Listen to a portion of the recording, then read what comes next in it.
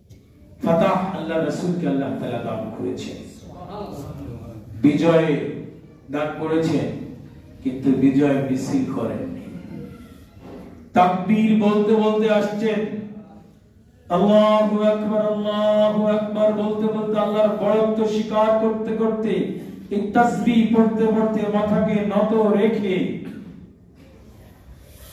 জাদিল মাআদ নামক কিতাবের ভিতরে উল্লেখ আছে আল্লাহ রাসূল একেবারে বিনয়ের সাথে এত মাথা নিচু করেছেন যে উটের যে চুট আছে তার সাথে আল্লাহর থুতনি লেগে গেছে। এত বিনয়ের সাথে প্রবেশ করেছেন বাইতুল্লাহ। আল্লাহ রাসূল গিয়েছে, যাওয়ার পরেই উম্মে হানির ঘরে গিয়েছে, ওখানে যে বিজয়ের নামাজ পড়েছেন। সুবহানাল্লাহ। বিজয়ের নামাজ 8 রাকাত নামাজ এক সালামে পড়া সুন্নাহ। সাদ ইবনে আবি ওয়াক্কাস রাদিয়াল্লাহু তাআলা মাদাইন বিজয় করেছেন। মাদাইন বিজয় হয়েছে শুধু চোখের নজর হিফাজত করার বিনিময়ে। সুবহানাল্লাহ। মাদাইনের খ্রিস্টানরা তারা এমন ভাবে নারীদেরকে সজ্জিত করে বিবস্ত্র করে সাজিয়ে গুছিয়ে পুরো এক ফটকের চতুর্দিকে দাঁড় করায় রেখেছে, সমস্ত রাস্তাঘাট সবকিছু বন্ধ করে দিয়েছে। সাদ ইবনে আবি ওয়াক্কাস বলেন, দেখো আজকে আমাদের এখানে পরীক্ষা, তোমরা যদি তোমাদের চোখকে হেফাজত করতে পারো আজকে, তাহলে তোমাদের বিজয়, তোমাদের সামনে পতাকা উত্তোলন হবে। সুবহানাল্লাহ।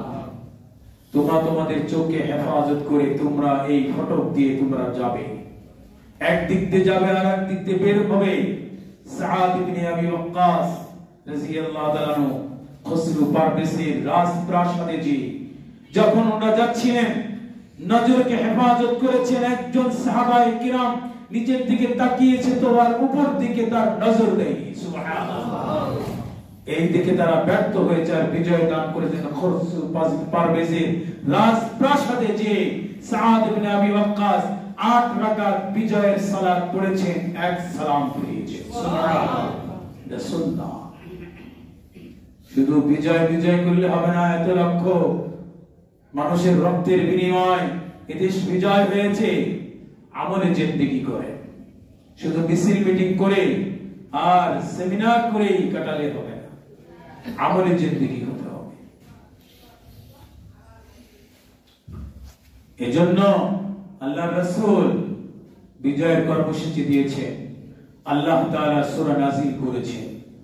যখন এই সূরা নাজিল হয়, ইয়ামান থেকে 700 বিশাল এক কাফেলা মুসলমান হওয়ার জন্য মক্কায় এসেছেন। আল্লাহ রাসূলের হাতে হাত রেখে একসাথে 700 এক কাফেলা একসাথে মুসলমান। সুবহানাল্লাহ।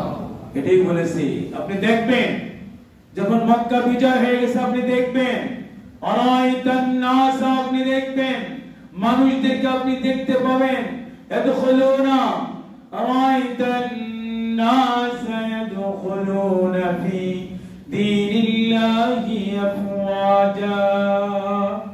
দলে দলে ইসলাম ধর্ম গ্রহণ করবে। তার বাস্তব নমুনা ইয়ামান থেকে এসে এই আয়াতের তাফসীর, এই আয়াতের যে আহ্বান আল্লাহ তাআলা তা বাস্তব প্রমাণ করাই দিয়েছে। সুবহানাল্লাহ। এটা তো বড় ধরনের একটা কাফেলা একসাথে মুসলমান হয়েছে, এছাড়া আরো বহু মানুষ মুসলমান হয়েছে।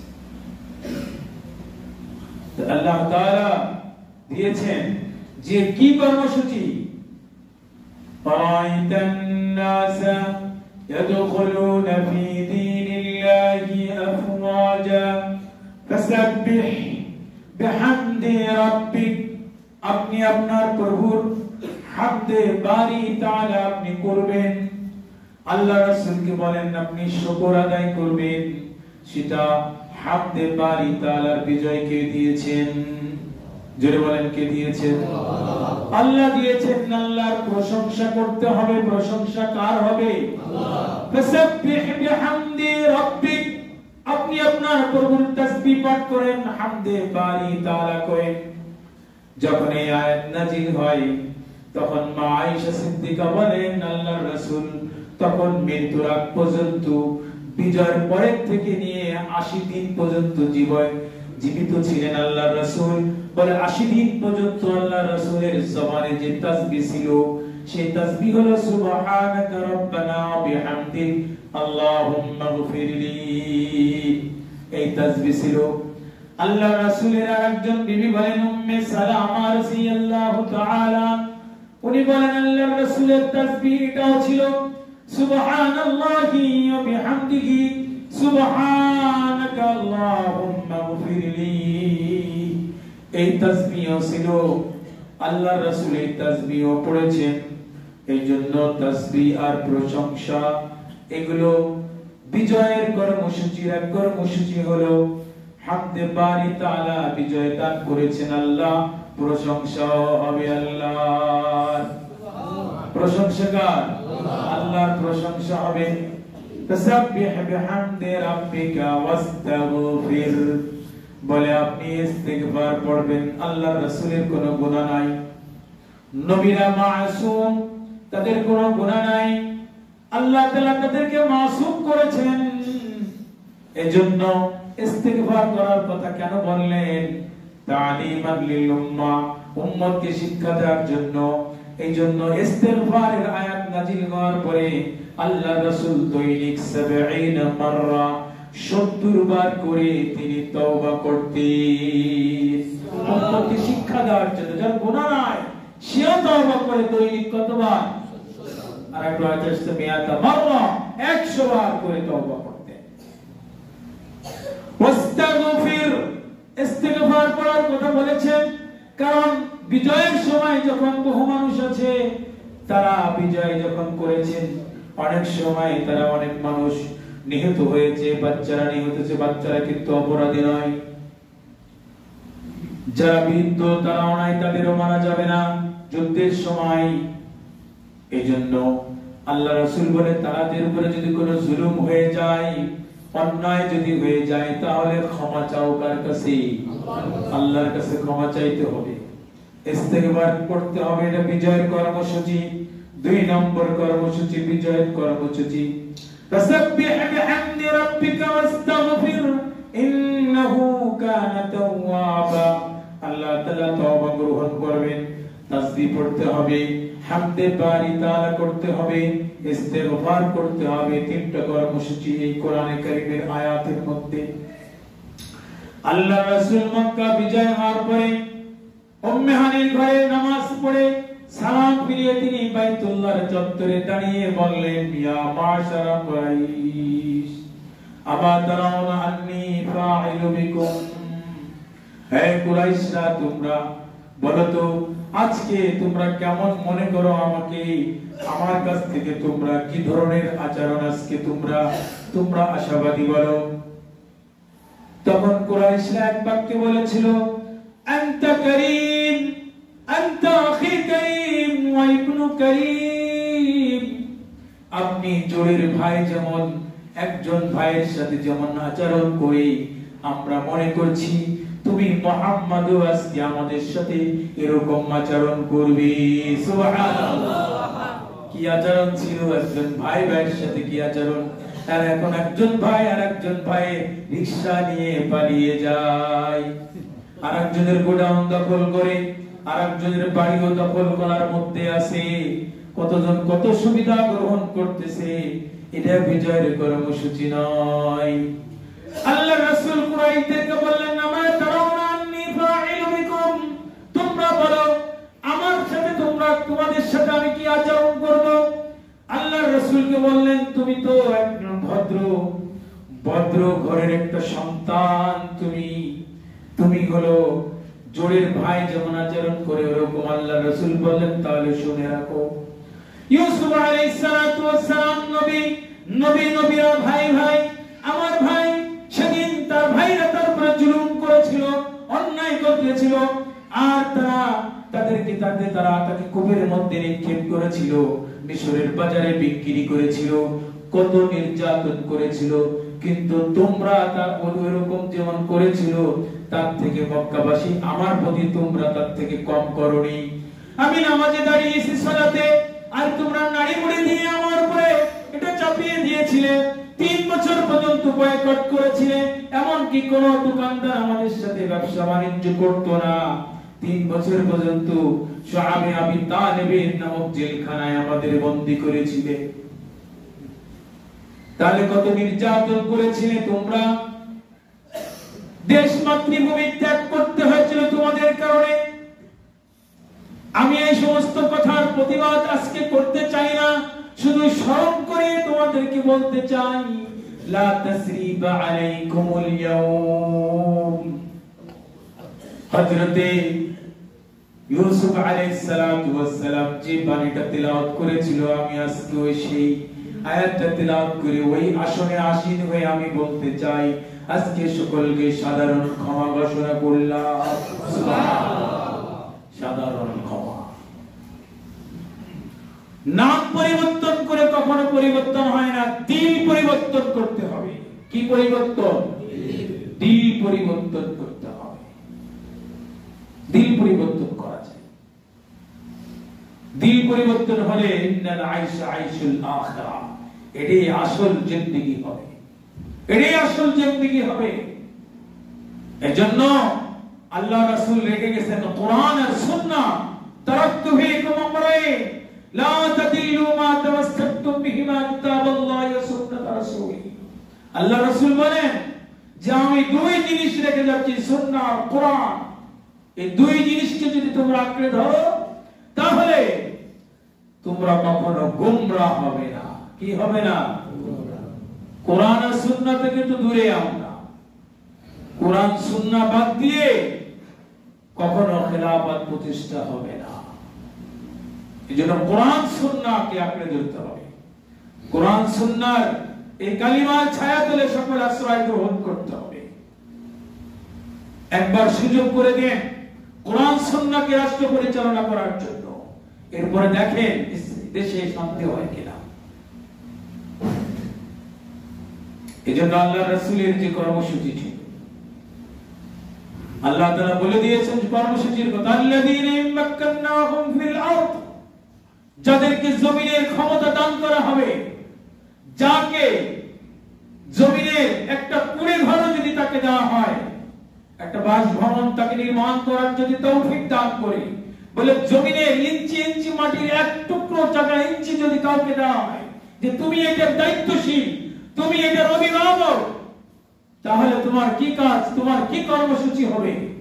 আল্লাহ তাআলা বলে দিয়েছেন আল্লাযীনা ইমাক্কান্নাহুম ফিল আরদি আকামুস সালাহ। এক নম্বর কর্মসূচি নামাজ প্রতিষ্ঠা করো। এক নম্বর কর্মসূচি কি? খেলাফত যখন প্রতিষ্ঠা হবে এক নম্বর বিজয়। এখন বিজয় হয়েছে কিন্তু বিজয় মিছিল করে নামাজ নাই, আছে? বিজয়ের টাকা তোলে কিন্তু নামাজ নাই। কিন্তু খেলাফত যখন হবে, আল্লাহ রাসূল বলেছেন, আল্লাহ তাআলা বলেন আল্লাযীনা ইমাক্কান্নাহুম ফিল আরদি আকামুস সালাহ, নামাজ প্রতিষ্ঠা করো। নামাজ পড়বে না, নামাজের সময় পড়বে, ধরে জেলখানায় পাঠিয়ে দাও। নামাজ বানিয়ে নামাজি এরপরে ছেড়ে দাও, এটা তার শাস্তি। সুবহানাল্লাহ। আল্লাযীনা ইমাক্কান্নাহুম ফিল আরদি আকামুস সালাহ। সৌদি আরবে দেখেছি আজান হয়েছে নামাজের জন্য, দরজা বন্ধ, কিন্তু দরজা বন্ধ করে ভিতরে খায়। কি করে? সারাদিন ব্যবসা করেছে, খাওয়ার সময় পায় না, নামাজের বিরতি এখন খায় বসে বসে। বুঝতেছেন? এটা তো একটা উদাহরণ পেশ করলাম। আমাদের দেশে তো হালাতি বলাই যায় না, কোনো হালাতি নেই। তুমি আগে নামাজ পড়ো তারপরে খাও।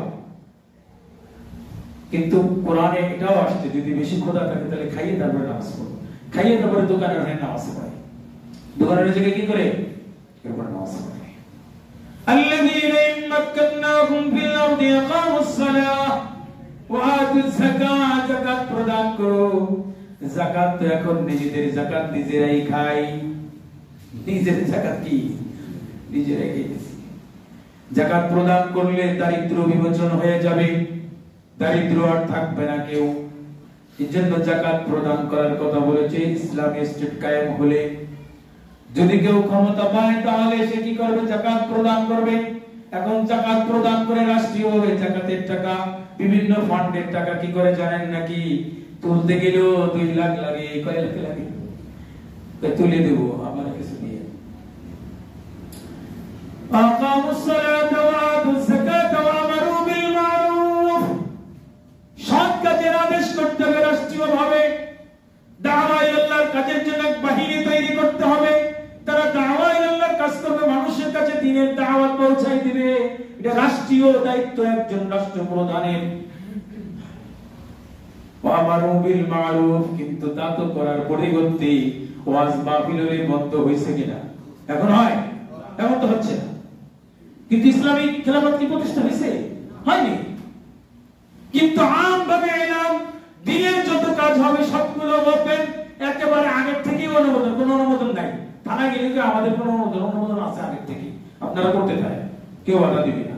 কিন্তু মুনাফিক আছে কিছু সমাজের, মুনাফিকরা এটা বাধা দেওয়ার জন্য ষড়যন্ত্র করে। যুগে যুগে মুনাফিকরা ইসলামের ক্ষতি করেছেন।